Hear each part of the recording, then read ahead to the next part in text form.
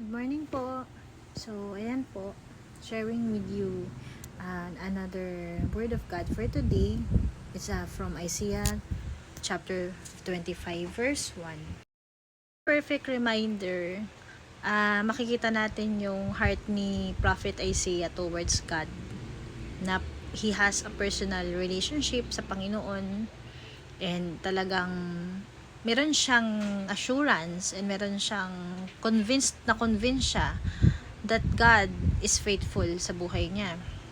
I will exalt you and praise your name, for in perfect faithfulness you have done wonderful things. So, napaka-timely nito. Especially na naman, hindi lang po para sa akin, alam ko para sa lahat. Pero personally, ang aking application dito, kasi ako po ay a person na minsan hindi maiwasan mag-worry, di ba ka-struggle ako internally sa aking personality ngayon, na hindi ko alam kung epekto ba ito ng mga hormonal changes after ng miscarriage ko. Like, kasi mayroon pa rin daw ako ma-experience na postpartum. So, siguro kaya ako moody, kaya ako sensitive, emotional. Pero syempre, hindi naman pwedeng gawing excuse palagi yun. Kailangan you will take responsibility for your actions eh. Pero yun nga, minsan hindi maiwasang maramdaman yun. Siguro dahil nga doon. So, timely naman itong verse na to, na nire-remind ulit ni Lord na if you have a personal relationship with Him, and sa lahat ng pinagdaanan mo sa buhay mo is na-prove mo how faithful, how good He is, yun yung parang you will stand firm knowing that you have a God who will never leave you nor forsake you. So, ang anxiety malalabanan kapag na-remind mo ang sarili mo sa lahat ng magagandang bagay na ginawa ni Lord. Diba? Struggling tayo lahat. And we don't have, hindi naman natin pwedeng i-judge ang bawat isa na si ganto, ganyan. Kahit naman ako may pinagdadaanan po. Talagang everyday, all of us are mastering strength to show up. Kahit mahirap, ang buhay naman natin sa mundo talagang may mga problema. Sinabi naman ni Lord yan, na in this world we will experience a lot of trials, troubles, hardships, difficulties, pain, 'di ba? Common 'yun, pero it's how we handle nga daw 'di ba? Minsan po ako may time na strong yung pag-handle ko or pag-respond ko sa mga circumstances ko. Pero pag umandar na yung aking emotions, nasisira talaga ako. May time po na may tililing ako, may toyo, ganyan. And hindi ko rin maintindihan why, ba't ako nagkakaganon. So, minsan na gusto ko na magpa-psychiatrist eh.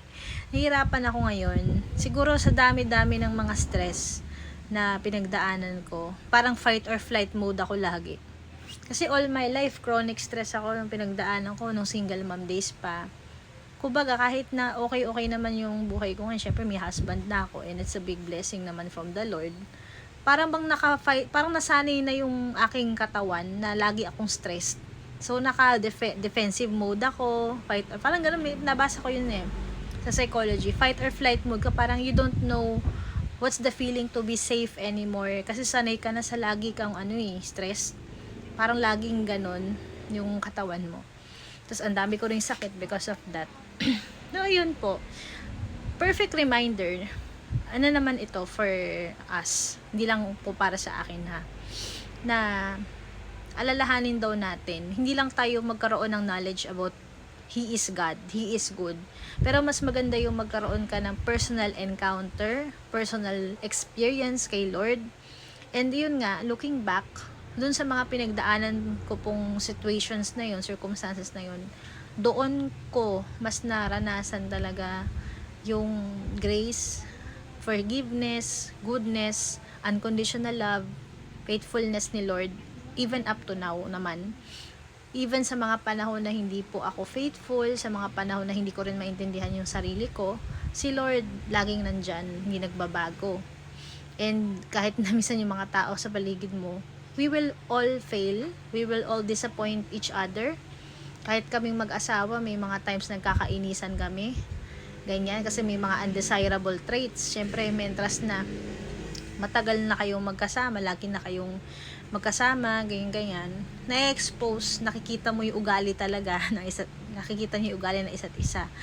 Yan. Pero, syempre, covenantal love, like si God, covenant na hindi mabibreak, unconditional, unfailing, unending. Ganun din sa marriage, sa mga relationships natin, sa family natin, and even to the people around us, diba? We have to learn, we have to apply kung paano na tayo minamahal ni God, which is to love unconditionally sa kapwa natin, especially sa mga kamalian ng tao. Kailangan maging gracious, maging compassionate, magbigay tayo ng allowances daw sa isa't isa. Struggling ako dyan, kasi napaka-sensitive kong tao, na pag may napansin akong mali or hindi ko lang nagustuhan, affected na agad ako. Which is, I know na napaka-abnormal, kasi ako rin ang mahihirapan. Kaya sinasabi ko, Lord, baguhin mo ako sa area na to. Sa'yo na lang po ako mag-focus. Bakit ba ako lagi nagfo-focus sa mga tao sa paligid ko, ganyan? Hindi ko naman siya makontrol. Siguro, ang parang ni-reveal sa akin ng Holy Spirit, you are really a very tough love kasi ako eh. Parang, ganun kasi ako mag-give ng love, ng care, ng sa mahal ko, sa kapwa ko. Kaya kapag hindi na reciprocate yon, or kapag merong hindi nagawa for me, parang na-hurt ako. Pero dapat hindi daw ganun. Kasi si Lord nga hindi naman daw nag-expect in return na we love Him back, diba? So, dapat nga, yon yung continuously, I admit na work in progress ako. Pero yun nga. So, dito sa na to. So, as we close, so, it's a personal declaration.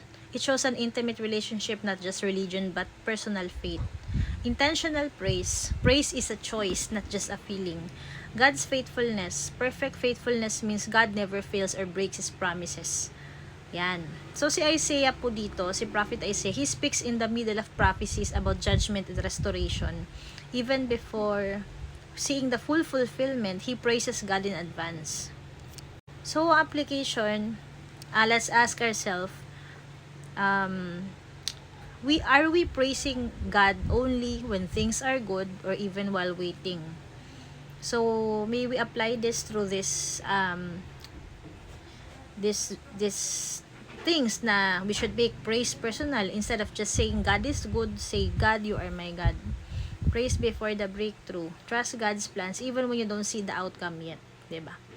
Remember past faithfulness. So, yan nga. Pagka may mga pagkakataon na we tend to grumble, complain, compare, alalahanin lang daw natin lahat. Kaya nga, mag-practice daw tayo to be grateful talaga.